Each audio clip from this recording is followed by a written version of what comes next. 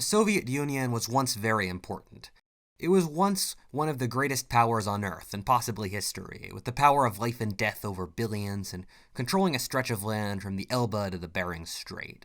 It was a state that killed 20 million of its own citizens, and the largest slave system in history, while also industrializing much of Russia. None of this almost came to be. If a few battles had gone differently in the Russian Civil War, the Soviet Union would never have existed afterwards. So it begs the question, what if the Soviet Union never existed? What would happen if instead the monarchists had won the Russian Civil War? That is the question of this alternate history.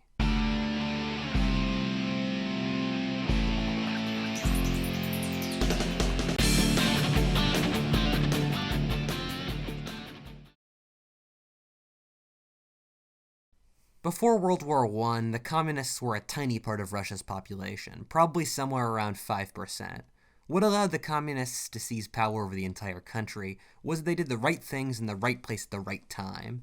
Lenin, the communist leader, was able to exploit the disaffection and anti-war feeling caused by the Russians getting their ass whipped by the Germans in the First World War so badly, and thus catapult himself into power. Lenin was a remarkably charismatic figure, at least in public, and so if we can get rid of him, the central glue that held the revolution together would fall apart. In this timeline, Lenin is shot at the Battle of Svivaya Zysk on the Volga River in 1918, while he was marching along the battle lines to inspire the troops. In our timeline, the communists were losing at this stage of the war, but Lenin was able to rally them in the Volga and create a stable front line. Lenin had a quasi-religious cult following, and thus with his death, especially while he was trying to rally the troops, would deal a horrifying blow to the communist cause. The Volga front would break with the White Siberian and Ukrainian armies meeting up, driving the communists north. Without Lenin's central leadership, the communist cause loses cohesion, and the communist armies start to falter, lose battles, and then morale, and then men. Remember, the armies of the Russian Civil War were well-armed mobs more than anything else, so if morale was collapsing, so would the sizes of the armies, as men would defect from the red to white armies. After a few years of bloody fighting, the whites would converge in the center of Russia and crush the last of the communists. This would be followed by a purge of the communists throughout Russia, killing thousands. Russia would likely become a constitutional democratic monarchy in this world. The whites had all sorts of political platforms, but most of them wanted a constitutional democratic monarchy run by a relative of the Habsburgs. The extent of which's power is difficult to guess, since there were many different factions involved, so it could have been anything from the Kaiser's Germany, where the Kaiser held most real power but gave some internal decisions to the Reichstag, to the Queen's relationship with Canada today with a purely ceremonial role. This Russian state would likely have borders similar to our timeline's USSR. An exception would be Poland, which would be large enough to maintain independence and the Russians would be too disorganized to reconquer it. I'm guessing Russia reconquers the Baltics with them being so small, and a big reason they stayed independent was that the West supported them so the communists wouldn't conquer them. A large part of the white Russian elite as well was from this region. A question I spend a lot of time thinking about is how much effort is needed to break a civilization. It's because time and time again in history, you see some horrifying event that breaks the will of a society. The society might linger on for some time, but the population stops growing, beautiful art stops being made, the society stops geographically expanding outwards, government becomes more at dividing the present than preparing for the future. We saw it with European civilization with the World Wars, Greek with the Peloponnesian Wars, medieval civilization with the Black Death, and you could even make the argument that the Mongols have messed up Islam for 700 years. In each of these situations, so many people died that people stopped believing in the future. This is what communism has done to Russia. Stalin and the horrifying tribulations he's put his country through has resulted in a Russia that stopped believing in the future. Russia today is at oligarchs trying to steal as much from the country as possible and put it into Cypriot, British, or French bank accounts. In fact, more Russian money is outside of Russia in bank accounts than inside it.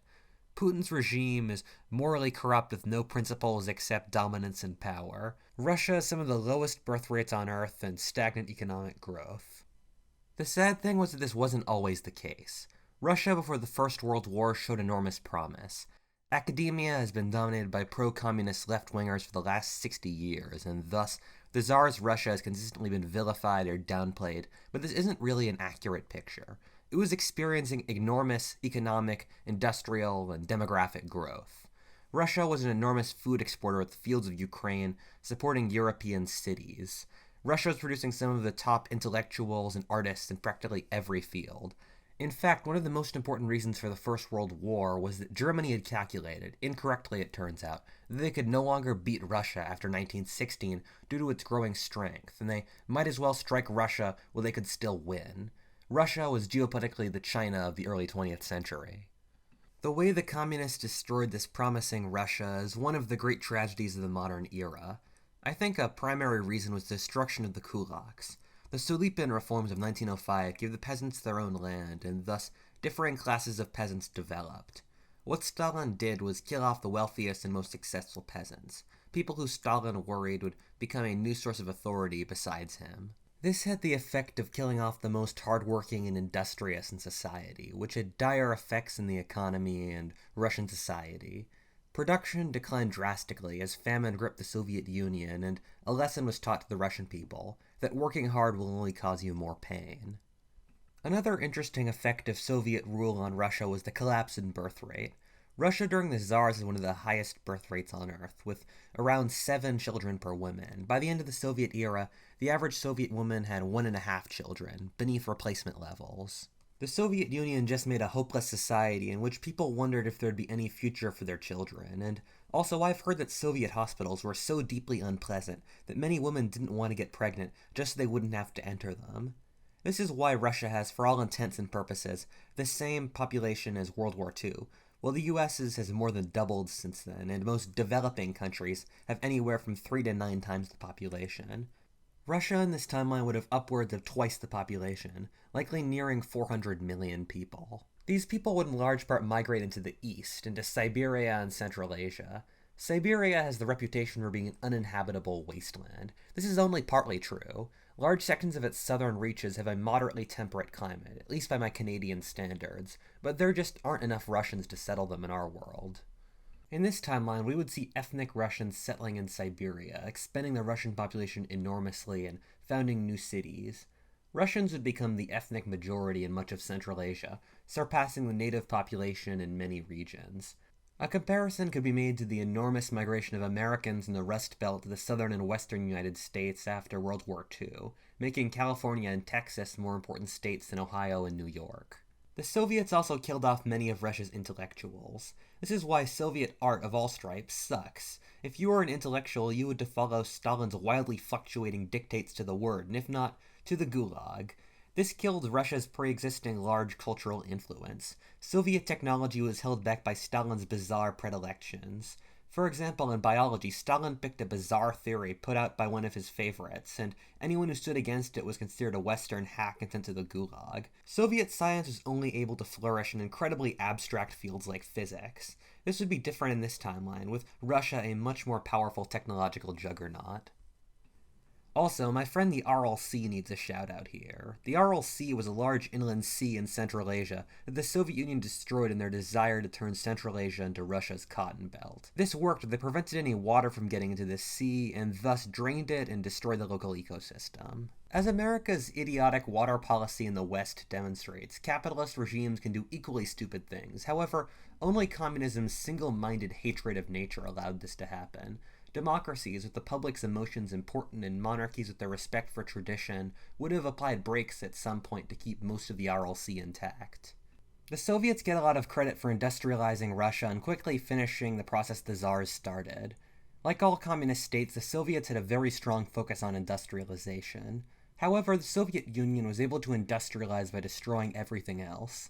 They didn't build a natural and stable industrial economy. Instead, in a mad rush for heavy industry, destroyed the entire society and economy. The quality of the goods involved was terrible, without any external judge or competition besides the state, and the demand was weak with a poor agricultural base to pull from. So, did the Soviets do anything good? A couple things, actually. Firstly, although this has been really overstated by the left, it was moderately better for women. Also, Russia before the Reds seized power was moving in a very nationalistic direction, with the regime being taken over by Slavic nationalists. In this timeline, Russia, even if still a democracy, would be taken over by a deeply racist and nationalistic regime that would marginalize especially the Turkic peoples of Central Asia. Peoples like the Kazakhs, Uzbeks, and the like would be driven onto reservations while the best lands would be given to Slavs. Another really bad thing was that Tsarist Russia was very anti-Semitic, with pogroms picking up in its final years. This would get much worse as the Jews were a large proponent of the communist cause, and having the communists being so bloodthirsty during the Civil War would just inflame the anti-Semitism of the Russian nationalists. After the war, in an attempt to purify the Slavic nation, Russia would evict all its Jews. This was a pretty bad time for immigration, as Europe was deeply shell-shocked after the First World War and wasn't accepting immigrants, especially from disliked ethnic minorities. The US also closed its borders to immigration in 1921. Some would migrate to the Levant, but the British colonial overlords wouldn't allow more than would disturb the balance of power between Arabs and Jews, and thus make their job more difficult. The main countries that were accepting immigrants at this point were in South America, and so millions of Jews would migrate to Argentina and Brazil. With their mercantile skill set, the Jews would enrich the whole region, as has been the case with every country that has seen mass Jewish immigration. Rio de Janeiro and Buenos Aires would become significantly wealthier and culturally more active in this timeline. In summary, you would see a very different Russia develop. It would be a strong capitalist economy with a burgeoning population, albeit a quite racist and xenophobic society. With a colonial constitutional monarchy, Russia would fit in with the civilized states of the 1920s quite well. Instead of becoming a pariah state, Russia would remain a part of the world's community. Russia would trade ideas and goods with the West, with Russian grain supporting much of Europe. Germany's greatest fear has always been being overrun by Slavic hordes from the East. It was bad enough when they were both Christian, but when the Slavic hordes became part of an ideology that literally espoused the destruction of Western civilization and private property, it just made the danger that much worse. The Nazi idea of an enormous international Judeo-Marxist conspiracy was given credence by there actually being an international communist conspiracy to destroy the Germany they knew. With a much more reasonable threat, this timeline's version of the Nazis would be much more reasonable. There would still likely be a fascist movement in Germany due to the defeat in World War I, but would likely be more along the lines of Franco or Mussolini's movements, not advocating genocide or the like, merely wanting a return of Germany's honor and empire. World War II would likely still happen, with the seeds for it planted in the First World War, and with long-term geographic reasons also sparking it. The war would likely still follow a similar outline, with Germany getting involved in a two-front war with Russia and the Western powers due to Germany's geographic position. Russia would still likely win the war. Russia might be slightly less industrialized, so it would have other advantages that work in its favor that would balance it out. Stalin killed 80% of the high-level Russian officers in 1938, and thus Russian leadership in the early stages of the war was abysmal. Soviet military doctrine, due to Stalin's obsession with control, was quite inefficient and hierarchical, and thus resulting in unnecessary loss and waste. The Soviets were so awful to the Ukrainians that many actually supported the Germans in the early stages of the war as well. It's impossible to know the exact details of this war, when Russia would get involved, when it would end, but a similar rough outline to our timeline seems reasonable. We would likely end up seeing Russia and the US divide up the European continent. The Russians would support conservative monarchies in each country, placing a relative of the Kaiser in charge of East Germany and similar regimes in Poland, Hungary, and the like. During the fall of the Japanese Empire in 1945, we would likely still see the Russians attack Manchuria and give it to an allied power. In this timeline, there would be a monarchist faction rather than the communists. This could end in several different ways. Firstly, we could see China divided between a monarchist north and a nationalist south, or with the nationalists taking over the whole thing. There wasn't a strong monarchist movement among the majority Han Chinese, since the last monarchs were the barbarian foreign Manchus, and so it seems unlikely that the monarchists would take over the Han heartland of China. However, it is possible that the American-supported nationalists would have crushed the Russian-supported monarchists and united China. In either way, China would be in much better shape. I once read a book that said that Mao, by grace of dying, was the most important thing in the history of reducing poverty. China, after changing to a capitalist system, was able to become a world economy and power. With the nationalists or monarchists in charge, this would have happened decades earlier. Similarly, without Russian support, countless other communist regimes around the world would have never come to be. African warlords in need of weapons would have appealed to whatever cause the Russians or Americans would want. Latin Americans wanting to distance themselves from the United States and their ruling landlords would appeal to ethnic nationalism rather than communism. Truth be told, communism was the best thing that ever happened to the US. It retarded or destroyed the development of the countries that would be its greatest natural competitors due to their size, Russia and China. Without the inefficiencies of communism, it seems likely that the Eastern Bloc would have collapsed. With all the resources and space combined with enormous cultural and soft power, Russia would be very dangerous indeed. In fact, considering the resource to population ratio, if the Russian system was even halfway honest, they would be one of the richest countries on Earth. That would be quite an attractive alternative to the United States. Meanwhile, China, with a 30-year head start, would be an established power, strong enough that it wouldn't need a sponsor and instead would have an extensive ally network. The world would be a three-way power struggle between Americans, Russians, and Chinese. An important question that I really don't have a good answer for is, would there be a major war as America and Russia would have to adapt to China rising as a great power, possibly more powerful than either of them? And I don't know, partially because this alternate history has been so long already, and there are so many confounding variables, but also we don't know how the world will react to the rise of China in our world, let alone this alternate history. Whatifalthist, and thank you for watching. If you enjoyed that video, please comment, subscribe, like, or tell a friend. Also, if you want to see more of my maps never before seen in Whatifalthist, head on to my Patreon, the link to which is in the description. The first chapter of my History of the World will be coming out on Patreon within the next few days, so be sure to check that out. As always, thank you very much, and have a good day.